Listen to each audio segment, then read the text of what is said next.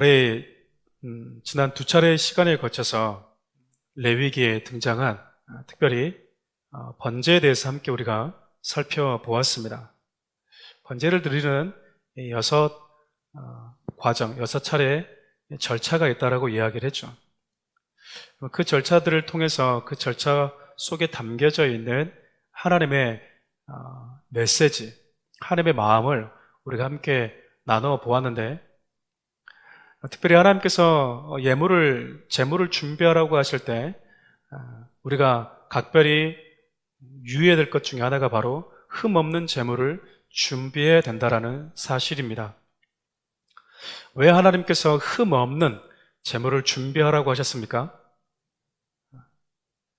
우리는 흠 없는 짐승에게 안수할 때 나의 죄뿐만 아니라 그의 흠 없음이 나에게 동시다발적으로 전가된다라는 것을 우리가 배웠죠. 나의 죄뿐만 아니라 그의 흠 없음도 나에게 전가된다라는 사실을 우리 주님이 아셨기 때문에 더럽고 흠 있는 것이 아니라 흠 없는 것을 준비하라고 말씀하셨다라고 우리가 나눴습니다. 그러니까 흠 없는 제물은 하나님을 위해서가 아니라 죄인된 저와 여러분들을 위해서 하나님께서 준비하라고 하신 것이죠. 특별히 번제는 모든 것을 다 태워드리는 제사입니다. 내장까지 그리고 다리까지 다 태워서 제가 되도록 태우는 그 제사가 바로 번제이죠.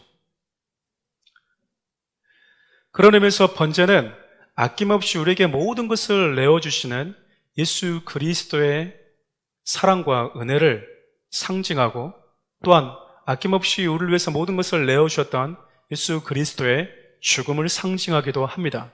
나아가서 그렇게 죽으신 예수님을 본받아서 우리 인생을 통째로 하나님께 헌신된 삶으로 부르시는 하나님의 메시지도 담겨져 있다고 할 수 있겠죠. 어찌됐든 여러분, 번제를 드리는 과정을 살펴보면 예수님께서 우리에게 일부분을 주신 것이 아니라 모든 것, 전부를 주셨다라는 사실을 알게 됩니다. 다시 말하면 그분이 우리를 사랑하되 시간이 나면 사랑하고, 한참 당신의 시간을 즐기시다가 좀 여유가 되면 그 짜투리 시간을 가지고 우리를 사랑하고 우리를 위해서 쓰신 것이 아니라 그분은 자신의 모든 삶을 통틀어서, 그리고 당신의 모든 것을 쏟아 부어가면서까지 저와 여러분들을 사랑하셨다라고 성경은 이야기를 합니다. 그런데 여러분, 하나님께서 이 처절하게 죽어가는 이 짐승들을 바라보면서 우리에게 주시고자 하는 메시지가 있었다라는 사실입니다. 가죽이 발가벗겨진 채 알몸으로 토막 내어진 그 짐승이 완전히 제가 될 때까지 타들어가는 그 장면을 보면서 하나님은 우리가 분명하게 깨닫기를 원하셨고 알기를 원하셨습니다. 그것이 무엇이었다고 말합니까? 바로 예수 그리스도의 죽으심입니다. 우리가 고난주간이 되면 예수님의 죽으심과 그분의 고난받으신 장면을 자주 다루게 되죠. 죄 없는 예수님이 유대인의 손에 잡히시죠. 그리고 예수님은 조롱당하시고 이리 치이고 저리 얻어 맞으십니다. 그리고 마지막 발가 벗겨진 채 십자가에서 창에 찔려 돌아가시게 되죠.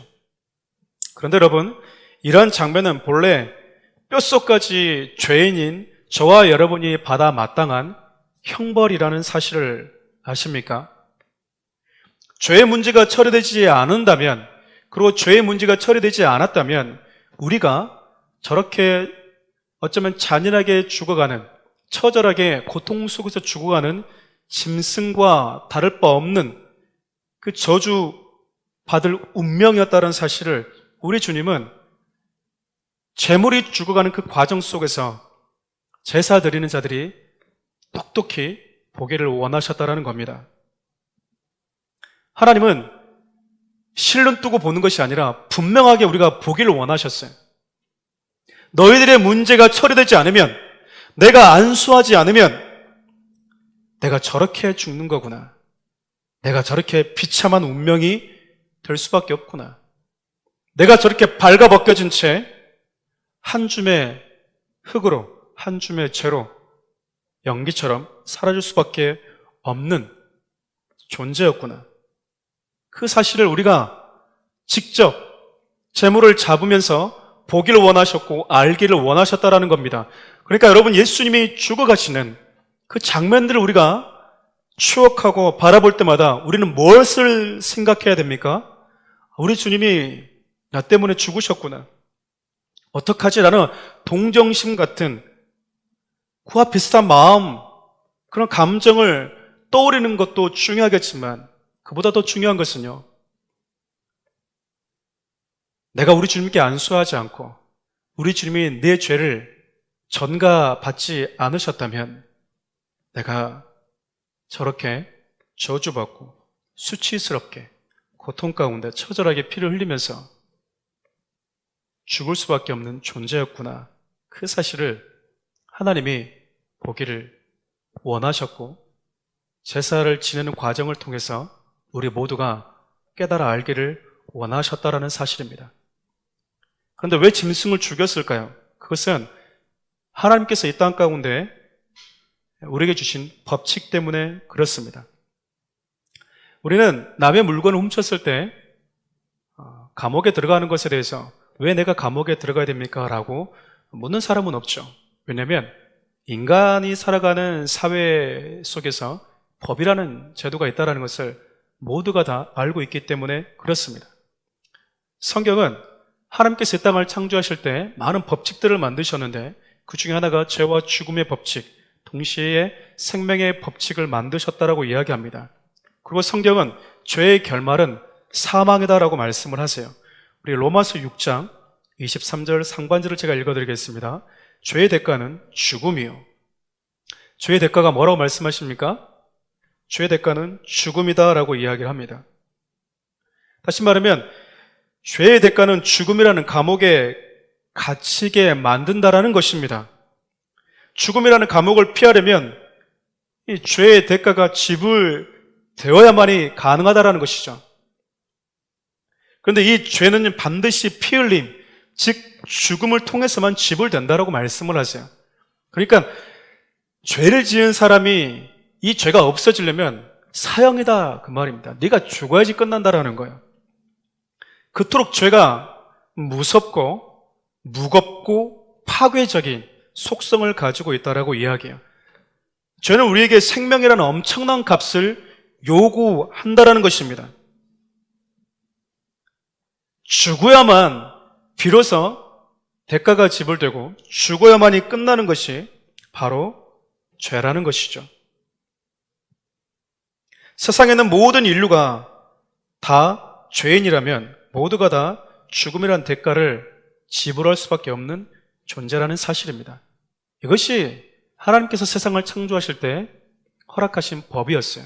여러분 잘 알다시피 하나님께서 아담과 하와에게 에덴 동산을 허락하시고 그들에게 아름다운 영광스러움을 허락하신 이후에 선악과를 만드시고 그들에게 이것을 먹게 되면 너희들이 죽게 된다라고 하는 그들에게 주신 법이 있었다라는 것은 우리가 잘 알고 있습니다. 하나님께서 우리 인간을 창조하실 때 주신 법이 있다라는 거예요. 경계가 있다라는 것이죠. 그것이 바로 범죄하는 자는 그 대가가 죽음이다라는 것입니다. 그렇다면 여러분, 우리가 하나님의 생명에서 단절된 죄인이라면 우리 모두가 다 예수님이 죽으신 것처럼 번제 드리는 이 제물처럼 그렇게 처절하게 죽어가야 된다는 것이죠. 그런데 우리 주님이 여기에 한 가지 더 법을 만들어 주셨어요. 그것이 바로 우리가 지금 나누고 있는 제사 제도입니다. 죄값을 대신 지불할 수 있도록 허용해 주신 거예요. 이것이 바로 제사의 과정 속에 고스란히 담겨져 있어요. 다시 말하면 안수를 통해서 죄가 전가가 되고 죄를 전가받은 짐승이 죽을 때 안수한 자의 모든 죄가 처리되도록, 지불되도록 하는 제도가 바로 제사 제도였습니다. 그러니까 하나님은 이 제사 제도를 통해서 저와 여러분들에게 죽음에서 피할 수 있는, 죽음에서 살아날 수 있는, 죽음의 운명에서 빠져나올 수 있는 그 길을 우리에게 열어주신 겁니다. 만약 여러분 하나님께서 이 제도를 우리에게 주지 않으셨다면 우리는 영락없이 직접 죄의 대가를 우리 스스로가 지불해야만 했을 거예요. 그러나 하나님의 은혜로 우리의 모든 죄를 우리가 예수님께 전가함으로 대속할 수 있게 된 것입니다. 흠없는 어린 양 되신 예수님은 당신께 안수한 자들을 위해서 죽으셨어요. 예수를 믿는 자만이 구원받는다, 그 말은 누구든지 예수님께 안수한 자만이 그들의 죄가 전가된다, 그 말입니다. 그러니까 여러분, 예수를 믿었다라는 말은 내가 예수님께 내 죄를 전가시켰다라는 의미가 되는 것입니다. 그분께 직접 안수한 것이죠.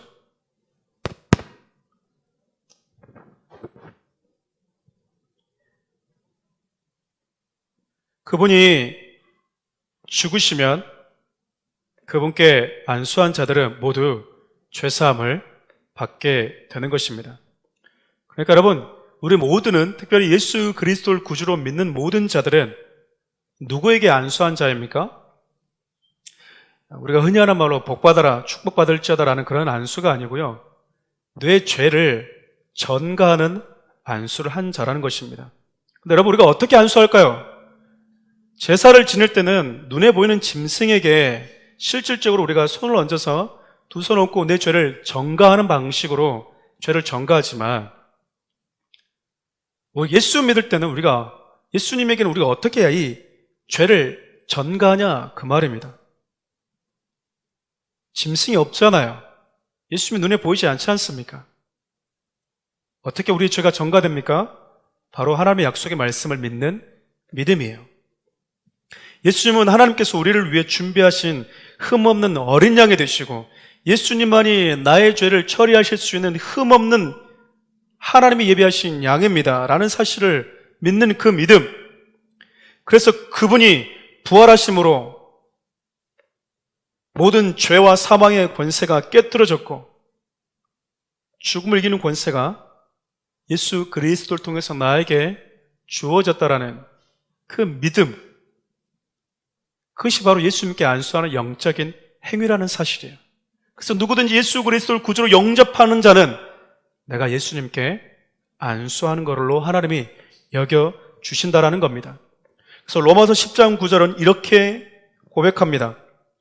만일 당신의 입으로 예수를 주라 고백하고 또 하나님께서 그분을 죽은 사람 가운데서 살리신 것을 마음에 믿으면 무엇을 받으리라? 구원을 받으리라.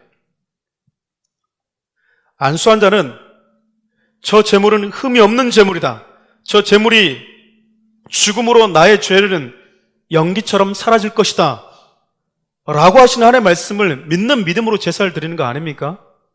그러잖아요. 그리고 그 믿음이 없으면요, 그냥 짐승을 그냥 잡아 죽이는 도살과 다를 바가 없어요. 그런데 우리가 그 흠없는 짐승을 가져와서 우리가 그렇게 안수하고 내 죄를 전가하고 하는 이유가 무엇입니까?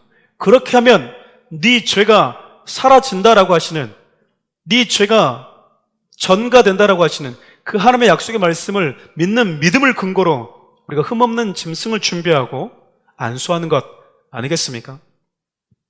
여러분, 당시 예수 믿지 않는 많은 하나님의 사람이 아닌 자들도요, 흠없는 짐승들을 많이 가지고 있었을 거예요. 그리고 그것을 가지고 가족들과 함께 고기를 잡아서 도축해서 먹는 자들도 많이 있었겠죠. 그들이 보기에는 흠없는 짐승에게 안수해서 눈물을 흘리면서 자신의 죄를 전가하는 그 모습들이 어쩌면 우습게 보였을지도 모릅니다. 그러나 하나님의 사람들은 짐승을 잡는 그 과정을 통해서 내 죄가 사라진다라고 하는 우리 하나님의 약속의 말씀을 믿는 그 믿음을 가지고 있었기에 그 시간과 그 과정에 예배가 되는 것입니다. 저와 여러분도 마찬가지죠. 우리가 예수를 믿을 때 내 죄가 사해진다라는 사실을 우리가 증거하고 전파하면 세상에 많은 사람들은 웃겠죠. 무슨 말도 안 되는 소리냐라고 이야기할 겁니다. 그러나 우리는 이 사실을 믿는 자들입니다. 예수 그리스도를 믿을 때 나의 죄가 우리 주님이 십자가에서 연기처럼 사라졌다는 사실을 믿는 자들이 바로 그리스도인이라는 것이죠. 그렇게 우리를 위해 짐승이 죽어갈 때 제사장이 뭐 합니까? 제사장은요, 짐승을 잡을 때 그 짐승의 몸에서 나오는 피를 사방에다가 뿌립니다. 오늘 본문 11절 하반절을 보면 이렇게 기록이 되어져 있습니다. 아론의 자손인 제사장들은 제물의 피를 제단 사방에 뿌려야 한다. 제사장들은 그 제물의 피의 몸에서 나오는 그 피를 제단 사방에다가 뿌려야 한대요. 여러분, 어린 양의 피가 사방에 뿌려졌다는 것은요, 더 이상 죽음이 그 어떤 죄와 죽음의 권세가 더 이상 내게 어떠한 영향력도 미칠 수 없게 되었음을 의미합니다. 죽음이 우리에게 다가올 수 있는 길을 원천 차단, 봉쇄하는 의미가 있는 것이죠. 그래서 한쪽만 아니라 우리 삶의 모든 부분을 피가 우리의 모든 삶을 적셔 주시는 것입니다. 히브리서 11장 28절은 이렇게 이야기를 합니다. 믿음으로 그는 유월절과 피 뿌리는 의식을 행해 처음 난 것들을 죽이는 자가 그들을 해치지 못하도록 했습니다. 하나님은 어린 양의 피가 뿌려진 자들은 더 이상 죄와 상관없는 자들로 여기시죠. 왜냐하면 예수님께서 이미 우리의 죄값을 죽음으로 지불하셨기 때문에 그렇습니다. 여러분 잘 아시다시피 유월절 어린 양 사건을 보면 어린 양의 피가 뿌려져 있고 발라져 있는 가정에 죽음의 권세가 넘어오지 못했다는 것을 여러분 잘 아실 겁니다. 다시 말하면 예수께 안수하고 예수를 믿어서 그분이 내 죄를 위해 죽으셨다는 사실을 믿는 자들은 우리 영혼 사방에 예수 그리스도의 피가 뿌려진 은혜를 경험한 자들이라는 사실입니다. 다시 말하면 예수를 믿는다는 것은 나의 죄를 대신해 죽어주신 양이 있다라는 의미인 것이죠. 또 그 양의 피가 내 삶의 사방에 뿌려져 그 어떤 죽음과 저주도 건너올 수 없게 되어졌다는 것을 우리에게 알려줍니다. 근데 여러분 오늘 본문을 보면요, 아무리 번제라 해도 다 태우지 않고요, 가죽만은 남겨두라고 하셨습니다. 왜 성경은 다 태우라고 하셨던 이 번제에서 가죽만은 그냥 벗겨내라고 하셨을까? 오늘 이 부분에 담겨져 있는 교훈을 조금만 더 살펴보고 싶습니다. 레위기를 보면요, 제물의 가죽은 누가 벗겨내죠? 6절 상반절 말씀을 읽어보면 이렇게 기록되어 있습니다. 제사를 드리는 사람은 번제물의 껍질을 벗기고, 번제물의 껍질은 누가 벗기는 거죠? 네, 제사를 드린 사람이 직접 껍질을 벗겨내는 것입니다. 요한복음을 보면 예수님의 속옷을 벗겨낸 자들은 누구였습니까? 요한복음 19장 23절은 또 이렇게 기록되어져 있죠. 군인들은 예수를 십자가에 못 박고 예수의 옷을 넷으로 나눠 각각 하나씩 갖고는 속옷까지 가져갔습니다. 이 속옷은 이음새 없이 위에서 아래까지 통으로 짠 것이었습니다. 그러니까 십자가에서 처절하게 피 흘리며 죽어가는 채찍에 맞고 온몸이 피투성이가 돼서 그 피와 살과 옷이 거의 달라붙어 있는 그 예수님의 속옷을 군인들이 벗겨내고 있죠. 여러분, 재물의 가죽을 벗겨내면 그 짐승의 속살이 그대로 드러나듯이 예수님의 속옷을 벗겨내니까 예수님의 온몸도 그대로 드러나게 되었습니다.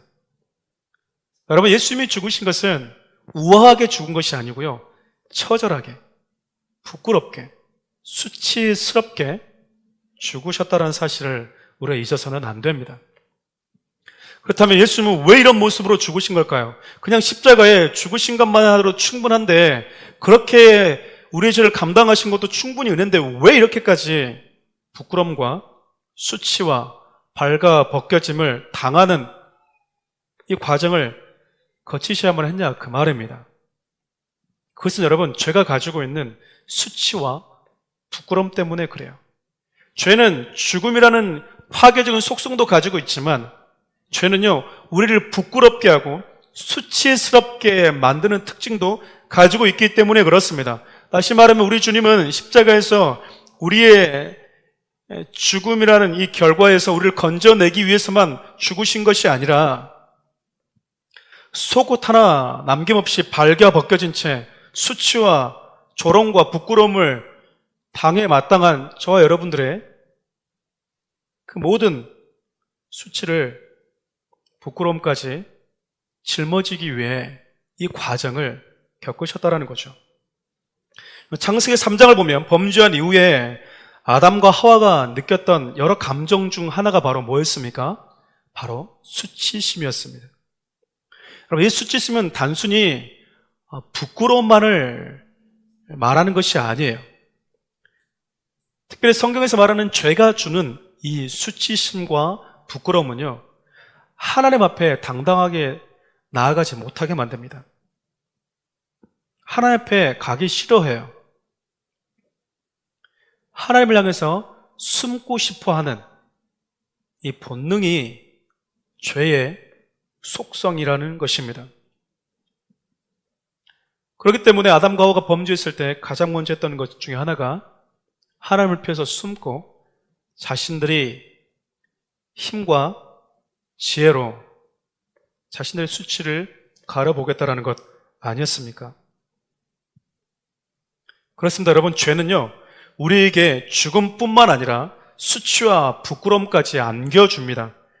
그냥 죽이는 것이 아니고요, 죽도록 수치스럽게 만드는 것이 바로 죄예요. 범죄한 이후 아담과 하와는 자신의 수치를 가려보기 위해서 무화과 나물 잎을 엮어서 만들죠. 이러한 과정을 우리 하나님이 계속 지켜보고 계셨습니다. 그때 우리 하나님께 하신 일이 뭡니까?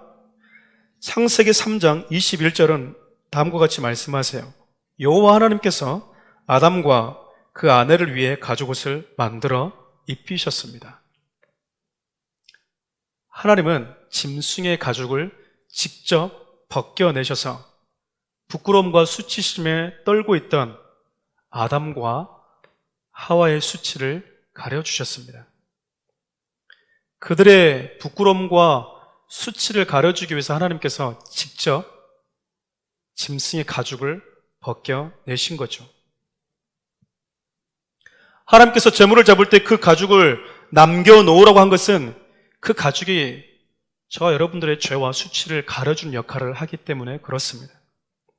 요한복음 우리가 읽었던 본문 말씀을 보면요, 예수님은 지금 십자가에서 우리를 대신해서 수치를 경험하고 있어요. 마지막 남아있는 이 속옷 가죽까지 남김없이 우리에게 벗겨주고 계신 겁니다. 온 우주에 유일하게 수치와 부끄러움을 경험하지 않아도 되는 유일한 예수님께서 지금 저와 여러분들을 위해서 직접 수치를 경험하기로 결정하신 거죠. 그것이 바로 번제물처럼 십자가에서 우리를 위해 죽어가신 예수님의 모습입니다. 제사를 드리는 사람이 자신의 손으로 가죽을 벗겨낸 것과 군인들이 십자가에서 죽어가는, 그 십자가에서 인류의 제물이 되어 죽어가는 예수님의 몸에 남아있는 속옷을 벗겨내는 장면은요, 동일한 의미를 가지고 있어요. 사랑하는 우리 교회 성도 여러분, 하나님은 지금 재물을 잡는 과정 하나하나를 자세하게 기록하면서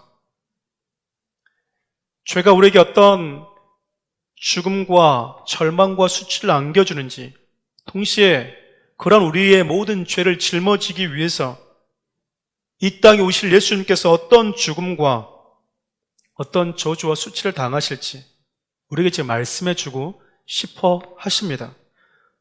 모든 것을 다 주고 남아있는 가죽옷까지 주신 그 예수님의 사랑을 짐승의 가죽을 벗겨내면서 직접 느끼고 경험하기를 원하셨던 거죠.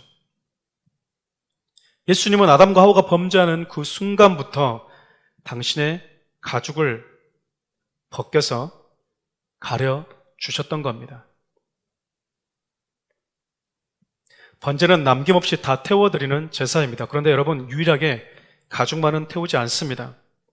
제사 드리는 사람은요, 가죽을 벗긴 이후에 그 가죽을 집에 가져가는 게 아니고요, 제사장에게 준다고 합니다.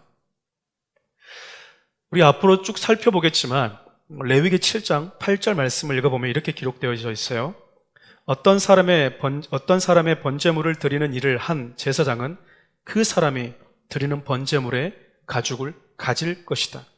그러니까 번제를 드리는 사람이 직접 가죽을 벗겨내면 그 가죽을 자신이 집으로 가져가는 것이 아니라 제사장에게 주었다라는 겁니다. 여러분, 제가 이 말씀을 이렇게 묵상하면서 마음이 참 따뜻했던 것 같아요. 왜냐하면 예수님이 십자가에서 고통당하시는 순간에도 내 수치가 아니라, 내 부끄러움이 아니라 내 자녀들이 겪게 될 수치와 부끄러움을 먼저 생각하셨어요. 그렇게 그분이 죽어가면서까지 당신의 가죽을 우리에게 벗겨주신 것이죠. 저와 여러분들의 부끄러움과 수치를 가려주기 위해서 말입니다. 그런데 여러분, 오늘 우리가 읽은 본문을 보면 가죽은 제사 드린 사람이 아니라 제사장에게 주어졌다는 것. 분명 성경은 예수님의 가죽옷은 죄인 된 우리를 위한 것이라고 말씀하고 있는데 왜 하나님께서 이것을 제사장에게 취하라고 말씀하셨을까? 여러분, 이 부분을 이렇게 생각하면 안 되겠습니까? 우리의 모든 수치를 덮어주기 위해서 당신의 남은 가죽까지 아낌없이 벗겨주신 예수님, 그 사랑을 받은 자라면 이제 우리도 나의 가죽을 벗겨서 사랑하는 자들의 수치를 가려주면 안 되겠습니까? 자식 잘못 둔 부모가 자식 때문에 욕을 얻어먹고 부끄러움을 당하고 수치와 조롱을 받듯 제대로 된 그리스도인의 모습을 보여주지 못해서 세상에서 조롱받고 있는 예수님을 우리가 좀 덮어주면 안 되겠냐, 그 말이에요. 우리 때문에 죄 없는 예수님이 부끄러움을 당하고 있지 않습니까? 성도들 때문에, 구원받은 하나님의 자녀들 때문에, 자식 잘못 둔 영적인 아비, 그 하나님이 세상 가운데서 수치와 조롱을 받을 때 우리가 이제 그 주님을 덮어주면 안 되겠냐, 그 말입니다.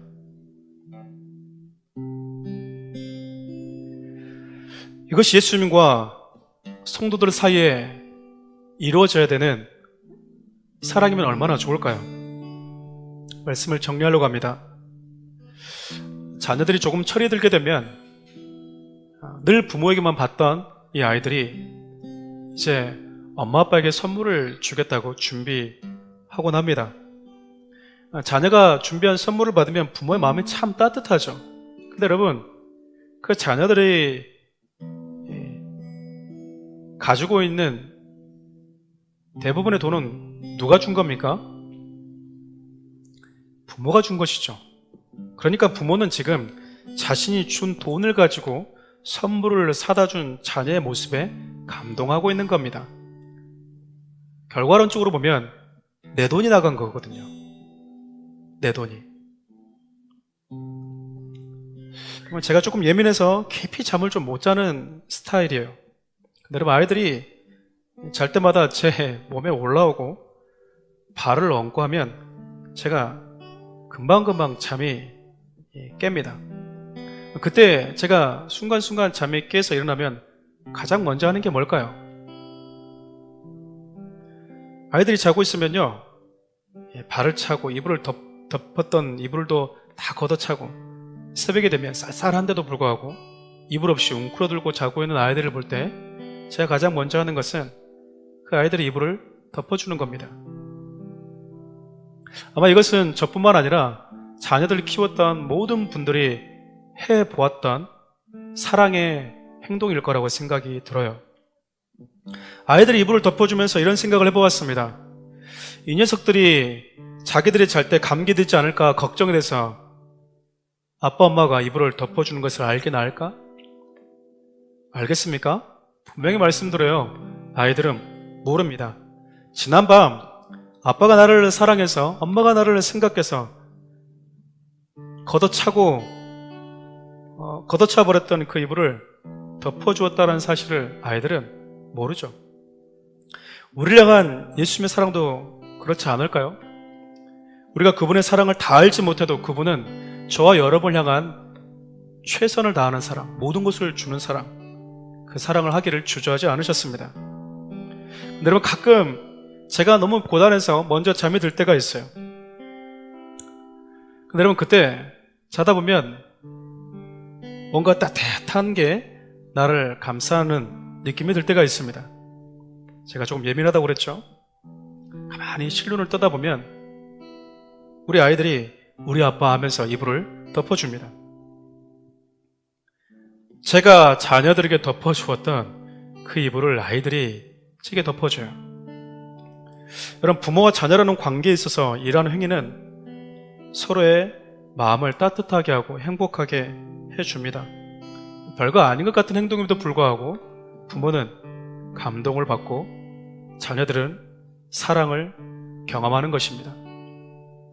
예수님은 기꺼이 우리를 위해서 당신의 마지막 남은 가죽옷까지 벗겨서 우리의 부끄러움과 수치를 가려주는 것을 망설이지 않으셨습니다. 사랑이라는 것은 일방이 아니라 쌍방인 것이죠. 일방적인 사랑은 친밀함에 다가갈 수가 없습니다. 친밀한 사랑은요, 기꺼이 나를 위해서 모든 것을 다 내어주시고 내가 받아야 될 수치와 부끄러움까지 생각하신 우리 주님이 그 고통의 현장 속에서 당신의 살갗에 붙어있는 그 옷을 벗겨주시는 사랑을 했던 것처럼 그 사랑을 받은 사랑하는 저와 여러분들이 이제 예수를 싫어하고 교회를 싫어하고, 그래서 우리 주님이 세상 가운데서 조롱받고 있다면 우리가 그분의 수치와 부끄러움을 가려주면 안 되겠습니까? 세상 속에서 우리 주님이 부끄럽지 않도록 그렇게 해주는 성도들 될 수 있기를 주님의 이름으로 축원드립니다. 우리 함께 이 마음 담아서 우리에게 모든 것 주신 예수님 함께 찬양하며 나가겠습니다. 내 모든 것, 내 모든 것, 나의 생명까지, 나의 생명까지 다 주님 앞에 드립니다. 드립니다. 주 임재 안에서 이제 내 영혼 자유에 내가 주의 거룩한 이름을 높이며 예배하리.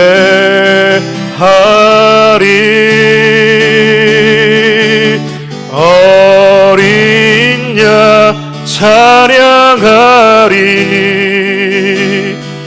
내 평생 그 하나로 충분해요. 어린 양 찬양하리. 내가 주의 임재 안에서 어린 양 찬양하리. 어린 양 찬양하리. 내 평생 그 하나로 충분해요. 어린 양 찬양하리. 내가 주의 임재 안에서. 우리 기도합시다. 우리 주님이 죽으시는 그 과정 하나하나에는요, 죄가 주는 저주와 죄가 주는 수치가 어떤 것인지 고스란히 담겨져 있죠. 지금도 우리 하나님은요, 예수 그리스도의 죽음을 바라보면서 그분의 죽어가시는 과정을 보면서 당신의 백성들이, 당신의 자녀들이 보기를 원하세요. 나 너를 위해서 이렇게 죽었다 생생내기 위한 것이 아니고요, 그렇게 죄가 무거운 것이다.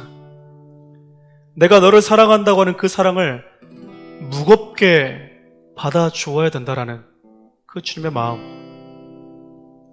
마지막까지 우리의 수치와 부끄러움을 죽어가면서까지 가려주기를 원하셨던 그 주님을 위해서 이제 우리도 내 삶을 다 들여서 우리 주님 부끄럽지 않게 해드리는 삶을 살아가게 해달라고 함께 기도합시다.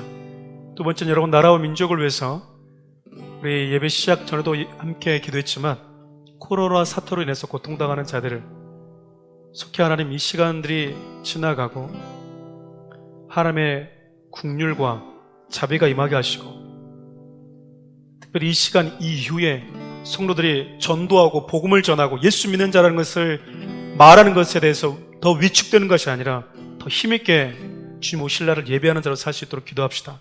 마지막으로 사랑하는 우리 교회 성도들과 사랑하는 우리 교회를 축복하면서 함께 기도의 자로 나갔으면 좋겠습니다. 우리 주 이름 한번 부르고 기도의 자로 나갑니다. 주여! 살아계신 하나님, 그렇습니다. 하나님, 우리 주님은 우리를 위해서 모든 것을 다 내어주셨습니다. 아낌없이 다 내어주셨습니다.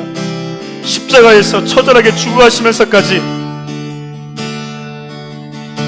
당신의 살과 피와 옷이 하나가 되어버린, 그렇게 당신의 몸에 붙어있는 그 속옷 하나까지, 당신의 몸에 붙어있는 그 옷까지 한 마리의 죽어가는 어린 양이 되어서 가죽옷을 벗겨주신 그 예수님의 그 사랑을 성도들이 느끼고 경험하게 도와주십시오.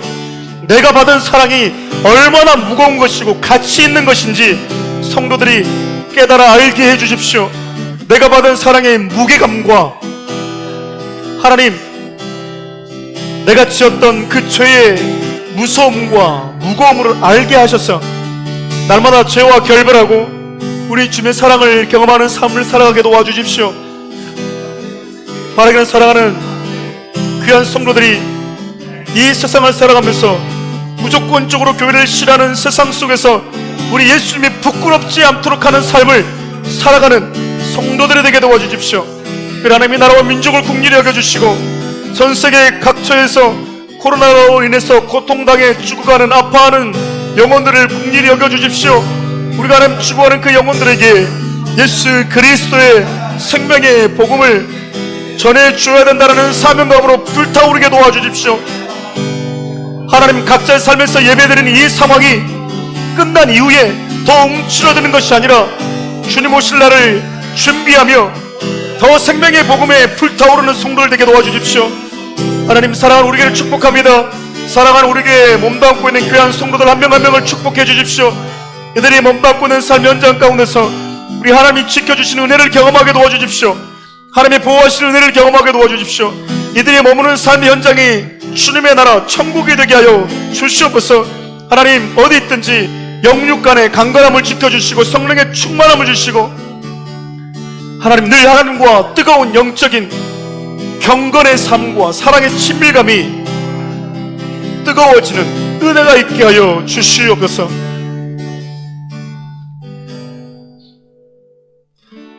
살아계신 하나님, 우리 주님은 우리를 살리신 것뿐만 아니라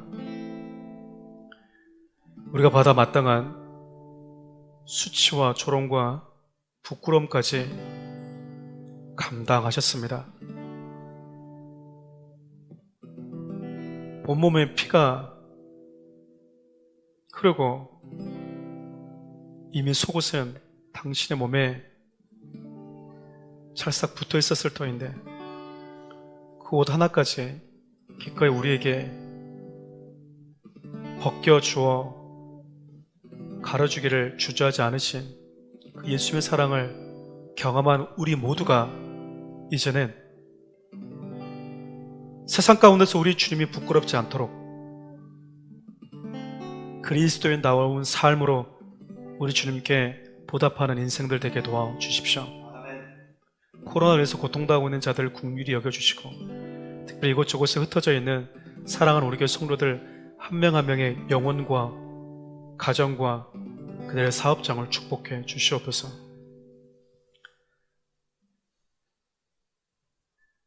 당신의 마지막 남은 가죽옷까지 벗겨서 우리의 모든 수치와 부끄러움을 가려주신 예수 그리스도의 은혜와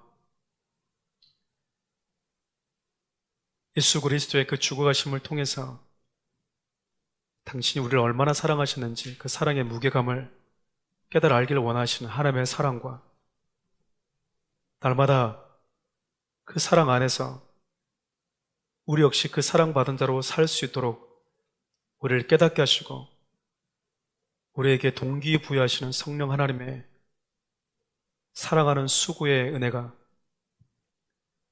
오늘 말씀을 붙들고 이 땅 가운데서 예수 그리스도를 믿고 예수 믿는 자로 아름답게 살기를 원하는 성도들 머리 위에 코로나로 인해서 고통당하고 있는 전 세계와 우리 대한민국 위에 교회와 성도들 위에 특별히 사랑하는 우리 교회 모든 성도들 위해 주님의 크신 은혜가 함께하기를 간절히 축원하옵나이다. 아멘.